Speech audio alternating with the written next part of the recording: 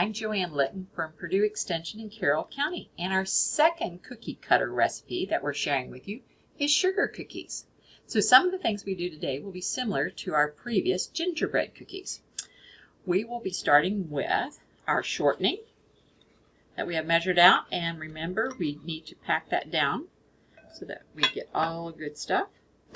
And then we will add in, this time, we will add in a half a cup of butter, which is 2 half sticks or a whole stick. And we will add in our sugar. And then we are going to cream it together. You can use a pastry blender, or my favorite is just 2 table knives.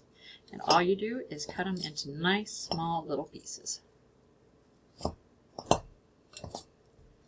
Now we're ready to add the eggs. And I broke them ahead of time. You will want to break one at a time so you make sure you don't get any shells in. We'll add those and a teaspoon of vanilla. I like to use pure vanilla. This gives that extra flavor of vanilla. And I always measure over an extra cup in case I spill a little bit. I don't have any extra in.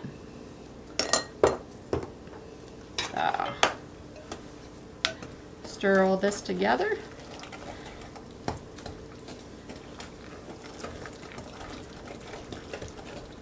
And we will be ready for our dry ingredients.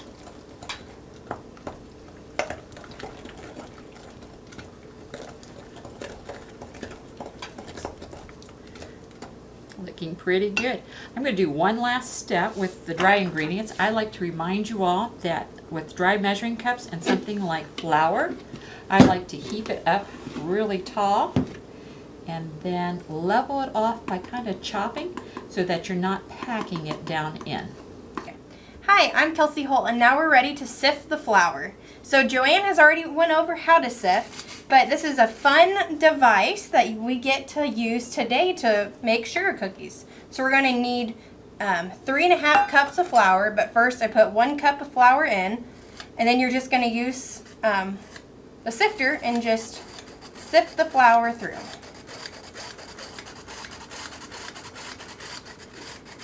Then when you get most of it done, I'm going to put another cup in. And then also I'm going to add the other dry ingredients, which is salt, baking soda, and cream of tartar. And you're going to just keep sifting away. That way it gets all nice and mixed in.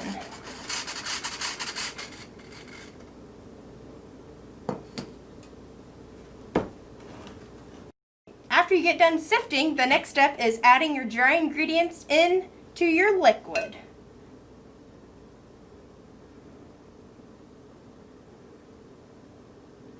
And you're just going to stir and mix together.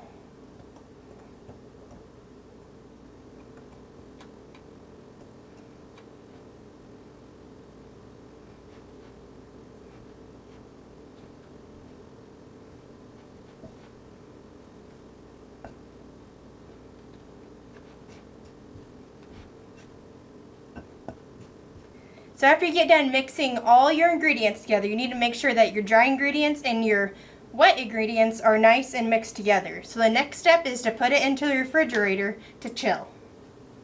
So now that our sugar cookie dough is chilling in the fridge, we are going to do something different with that when we get ready to cut out the cookies. We're going to paint them with egg yolk paint. So I wanted to go ahead and get our egg yolk paint ready. So what you do is you crack the egg, and you don't want the white, which is the exact opposite for making angel food cake. So you get rid of all the white, and all you want is the yolk. And because I want to do 3 colors, I need to do 3 bowls. So to work on the paint, we're going to stir up the egg yolk and add a little bit of water. This is to make it a slightly thinner consistency.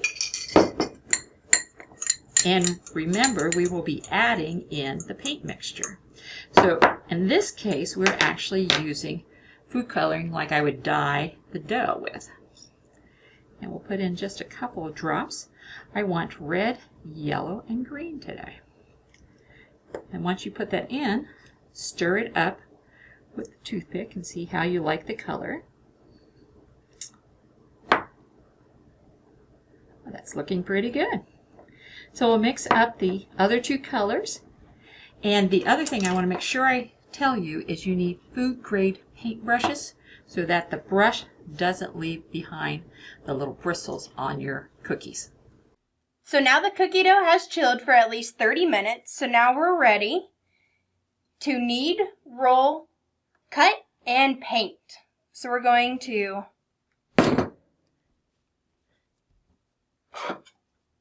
it's easier to work with if you work in half. So we're going to cut the cookie dough in half. And then to prevent it from sticking, we're going to add a little bit of flour.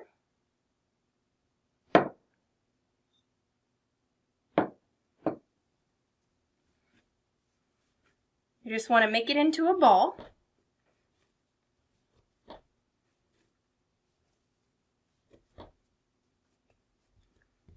And now we're ready to roll out the cookie dough. So you want to make sure to put some flour on your rolling pin so that way the cookie dough doesn't stick.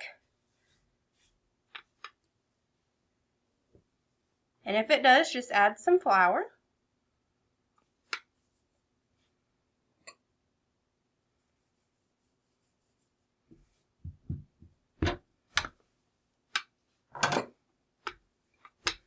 And you're going to roll it in several different directions.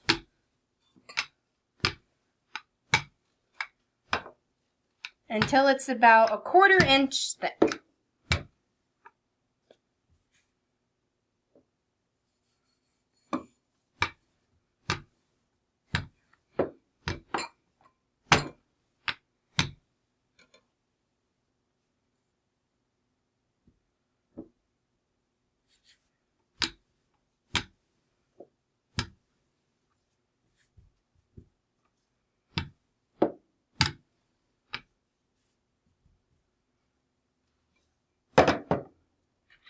So now you're ready to cut. So we have a wreath, a candy cane, and a star. So you want to make sure to put your cookie cutters in some flour so that way your cookie cutters don't stick to the dough.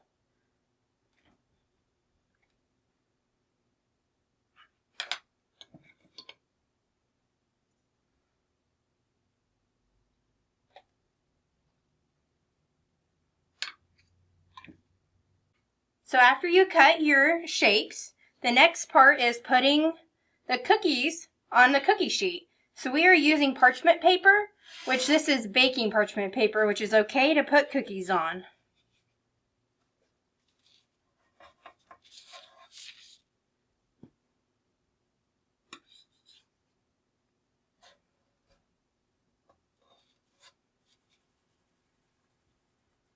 So now comes the fun part. We get to actually paint on our cookies. So I'm going to start by the wreaths. So I'm going to use red for the red bow.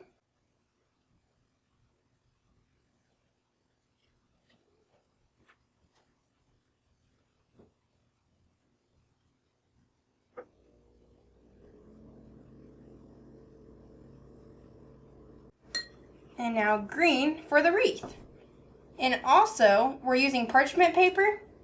And if you accidentally get a little of your egg yolk on the parchment paper, it's okay because the parchment paper will just throw away at the end.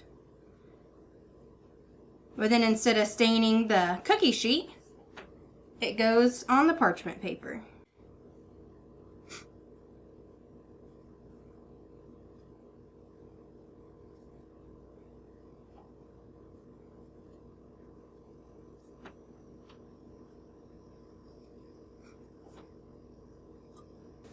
Now we're ready to put the cookies in the oven.